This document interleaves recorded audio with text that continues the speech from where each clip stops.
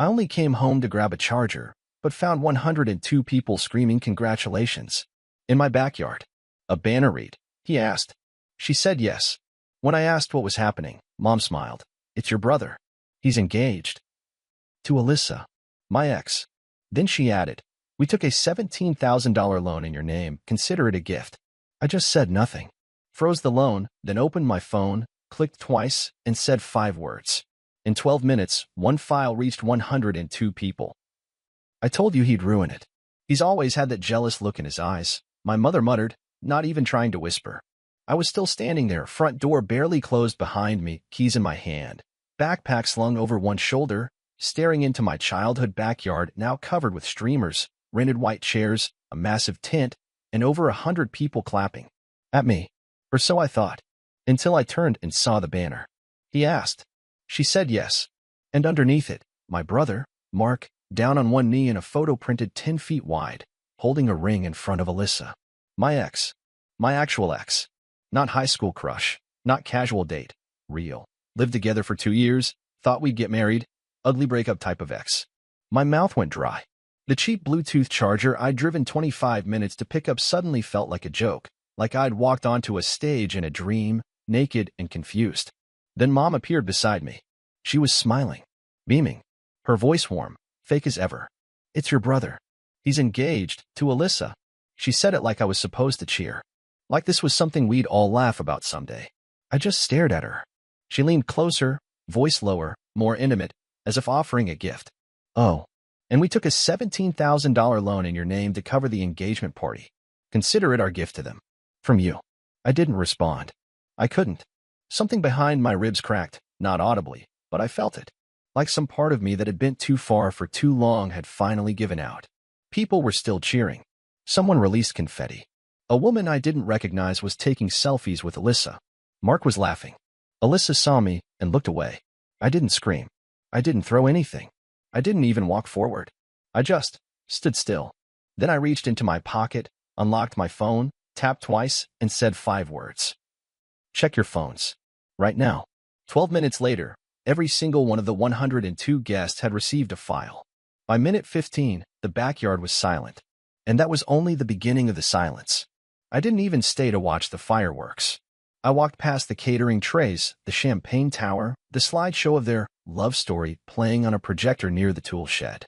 I walked through the crowd as people started checking their phones, first confused, then disturbed. I didn't run. I didn't need to. I had done my part. Now it was their turn to flinch. The file I sent? A PDF. Titled simply, How I Lost a Fiancé and $17,000, a cautionary tale. Inside, screenshots. Messages between Mark and Alyssa from while we were still dating. Venmo receipts. A spreadsheet of party costs billed under my name. The loan paperwork. Even a voice memo Alyssa saying he'll never find out. He's too busy being useful. Useful. That's what I'd been for this family. A function. A tool. Not a person. You want the whole story? Fine. Here's how we got here. I was the oldest. The fixer. The go-to guy. When the water heater exploded in Mom's house, I paid. When Mark crashed his car sophomore year, I signed the loan for his new one. When Dad's business tanked, I floated them $6,000 until next month. That month never came. I never said no. Not once. They took that as consent. Mom would smile sweetly and say things like, you know how much this means to us, like I was part of their wins. Dad would grunt and mumble something like, you're the only one who understands responsibility. And Mark, he didn't even thank me. He'd slap my back and say, you got me, bro, right? Right. The tipping point started 4 months ago. I just moved into a new apartment. First place that was truly mine. Clean walls, real furniture, plants I hadn't killed yet. I invited the family over for dinner. Nothing fancy. Just pasta and red wine. Only Mom showed up. Late. Sat for 10 minutes, barely touched her plate, then asked if I could co-sign something real quick. A $12,000 personal loan. Nothing big, she said. For Mark's business, she said. She slid the papers across my counter like it was a birthday card. I didn't sign. I told her I'd think about it. That was my first mistake. That gave her hope. A week later, I noticed a credit inquiry on my report. Then another. Then the loan appeared. Approved. In my name. I confronted her on the phone. Why would you do this without asking? Her voice changed in a second. From soft guilt to sharpness. You said you were thinking about it. That means yes. We needed it. Mark's future depends on this. You'll be fine. You make good money. That's when it clicked. They didn't see it as theft. They saw it as redistribution. I stopped answering their calls after that. Started digging. Requested my full credit file. That's when I found the second loan. $17,000. For event planning services. The payment memo said it all. Engagement celebration. Property backyard. I thought I was going to vomit. I hadn't spoken to Alyssa in over a year. We'd ended quietly. She said she needed space. That she wasn't ready. That it wasn't me, it was timing. Turns out it was me. Or more accurately, it was Mark. I don't know how it started. I don't care. What mattered was the date stamps in those messages. She texted him the day after she left our apartment. Called him baby a week later. She never even blocked me. She just moved on like I was a couch she didn't want anymore. And they all knew. The texts made it clear. Dad had offered to help Mark buy the ring. Mom had invited Alyssa to Sunday dinners. My whole family had wrapped my ex in open arms while I was still blaming myself for not being enough. And worst of all, they were proud of it. The Facebook post came next. 2 weeks before the party. A private album labeled Big Day Soon. I wasn't tagged. I wasn't even blocked. I was just forgotten. Photos of my brother's hand holding a ring box. Alyssa giggling on the patio. My mother in the background with a clipboard and that smirk she only saves for holidays and betrayals. The caption, when you know, you know. She's the perfect match for our Mark. I hadn't spoken to any of them in weeks, but I knew what I had to do. I froze the loans. Took 2 days and a lawyer friend, but I filed the fraud reports. Sent the emails. Collected every receipt I could find. Then I opened a folder I hadn't looked at in months, Alyssa_chat_backup.zip. I'd saved our iCloud backup after we split. Not because I was bitter, because I'm thorough. Inside, voice notes, photos, location data, even her journal entries, typed in Google Docs under her own name. She wrote, he's sweet, but dull. Too safe. Mark has fire. Mark makes me feel dangerous again. She wrote that while she was still using my Netflix. That line made the file. The day of the party, I parked 3 blocks away. I didn't even dress up. Just jeans and a hoodie. I walked around back like I belonged, because for years, I did. They didn't notice me at first. Everyone was too busy raising glasses. There was a Mark plus Alyssa cake, monogrammed napkins, a photo booth. Then someone spotted me. Oh my God, you made it. That's when I saw the banner. The crowd. My brother on a stage with a microphone. And Alyssa, wearing my mother's pearls. I stood still. Then Mom spotted me and said the line that lit the fuse. We took a $17,000 loan in your name. Consider it a gift. Gift. She said it like I was Santa Claus. So I clicked the file. Hit send. And everything fell apart fast. The aftermath was instant. Alyssa's boss was there. She left before the second page of the PDF finished loading. 3 of Mark's friends started arguing with him on the lawn. And Cheryl tried to pretend she didn't see anything. Dad came storming after me as I walked out the side gate. You think this little stunt will undo what they have? You think you're going to ruin their happiness? I didn't answer. I just turned my head slightly and said, you shouldn't have signed my name. He grabbed my arm. I pulled out my phone. If you touch me again, I'll be forced to call the authorities. He froze. Good. That night, the group chat exploded. Dad, you need to fix this before it gets out. Mom, how could you do this to your own brother? Mark, come talk to me. Be a man about it. Alyssa blocked me. I let them boil. Then I dropped the final spark. I uploaded the folder to a cloud link. Set the permissions to public. Caption it. Just so everyone's clear, this is how my family celebrates love. Theft, lies, and someone else's ex-enjoy. 3 days after the backyard ambush, I got a text from my mother. Just us. No drama. We just want to talk. She suggested dinner at their house. Keep it civil. Your father made steak. Mark will be there. Alyssa too. You owe them at least that. I didn't owe them anything. But I said yes. Not because I wanted to talk. Because I wanted to end it. I showed up 10 minutes early. The house looked the same fake piece. Warm lights in the windows, the hum of music, laughter. Like the last 3 days hadn't happened. Alyssa opened the door. She didn't say anything. Her mascara was smudged. Her smile forced. She stepped aside without a word. The dining table was set for 6. Mom brought out plates like this was Thanksgiving. Dad poured himself wine. Mark sat at the end, arms crossed, jaw clenched. Can we all just, Mom started, then exhaled. Can we just talk? No one spoke. So she kept going. This is all a misunderstanding. The loan, we thought you said yes. And the Alyssa thing. Look, relationships are messy. You were over. It just happened. It didn't just happen, I said flatly. Her lips twitched. We wanted to do something nice for Mark. For the family. We weren't trying to hurt you. I nodded slowly, then reached into my bag and pulled out the folder. It wasn't thick, but every page was a punch. I laid it in the center of the table. What's that? Dad asked, already annoyed. Truth, I said. I slid the top sheet toward them, a loan contract. My name on the front. My signature line blank. The one they forged. Next, bank correspondence. Email chains confirming the engagement party invoice, with Mom listed as event coordinator and Mark as payer on behalf of Alex. Third, a screenshot from Alyssa's Instagram DMs. To Mark. He's still paying off your car. You better pop the question soon before he grows a spine. Mom paled. Mark reached for the page and read it in silence, then tossed it back like it burned. That's private, Alyssa muttered. No, I said. It's theft. It's deceit. It's all of you. Using my name, my money, my trust. Okay, Dad growled. So what? You want revenge? You want to humiliate us in front of everyone? You did that already. No, I said. I want accountability. Then I dropped the photo. It was a security cam still from a bank branch. Dad at the counter, submitting paperwork with my SSN. The timestamp matched the loan date. The form bore my forged signature. His face twisted. You've been spying on us now. I've been protecting myself, I replied. Something you taught me never to expect from family. Then came the final blow. I pulled out the letter, stamped from the credit bureau. A notice. Due to suspected identity fraud, my father's access to all major credit institutions had been frozen. His score? Now flagged. His ability to co-sign anything? Gone. I placed it in front of him without a word. He didn't read it. Just stared at me, eyes boiling. You think this fixes anything? He spat. You don't fix this, I'll. That's enough. A voice cut in. We all turned. A new figure stood in the doorway. Tall, lean, familiar. Alyssa's ex-boyfriend. Evan. He walked in, cool as ice, holding his own little folder. Hope I'm not crashing anything. Just thought it was time someone else spoke. Mark rose like he was ready to fight.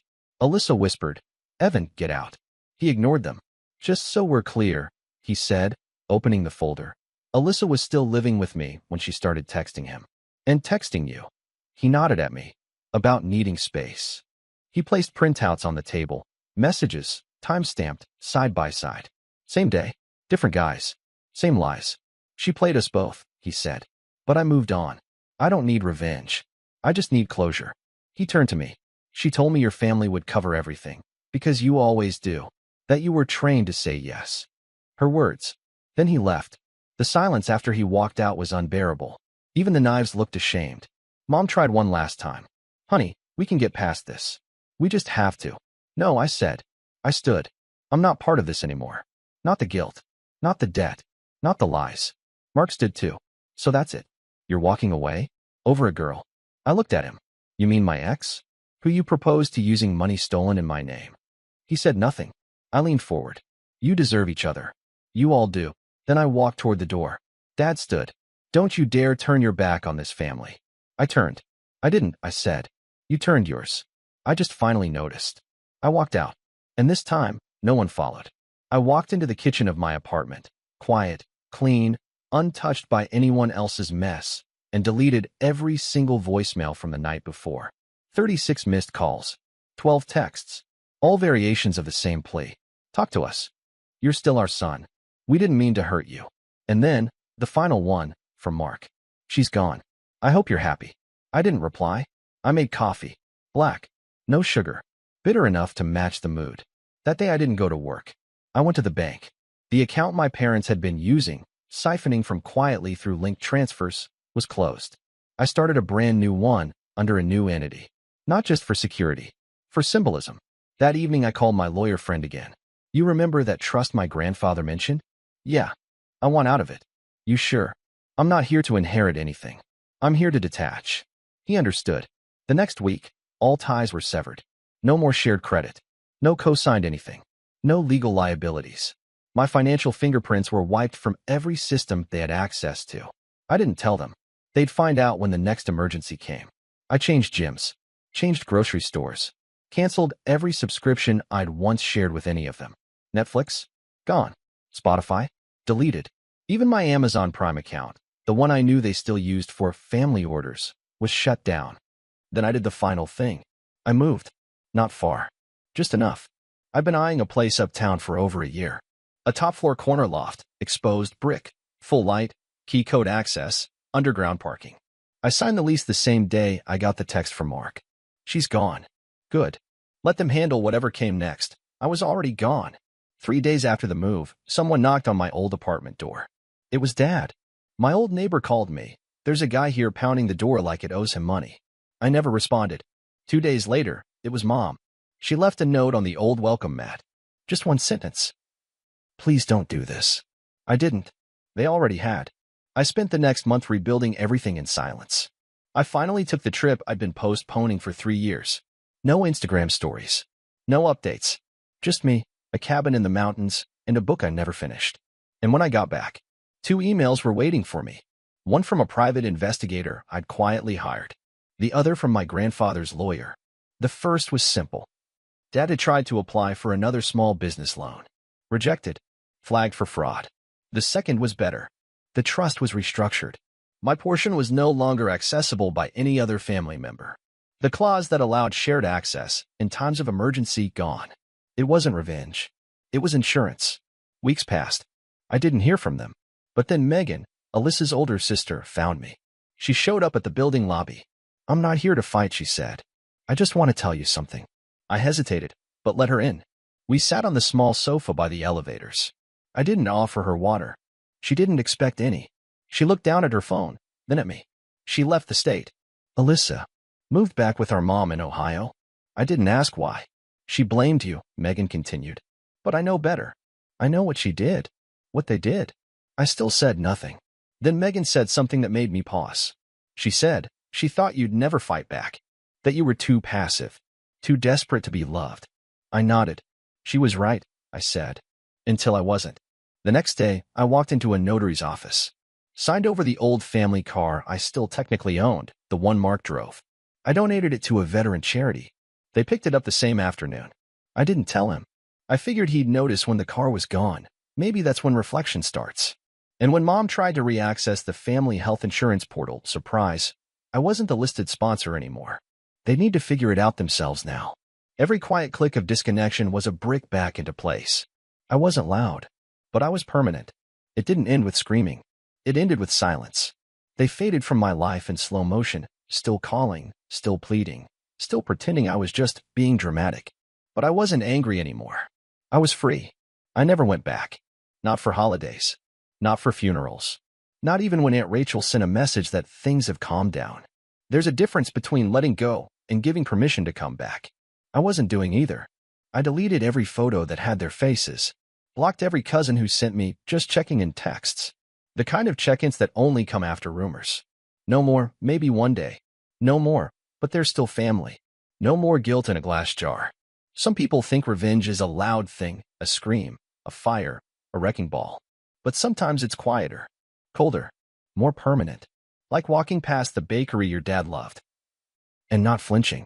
Like seeing your brother's name on a missed call. And not even bothering to delete it. Like remembering how your mom said, we're still your parents. And realizing that biology is not a currency. 2 months after I vanished, I got a letter. A real one. Envelope.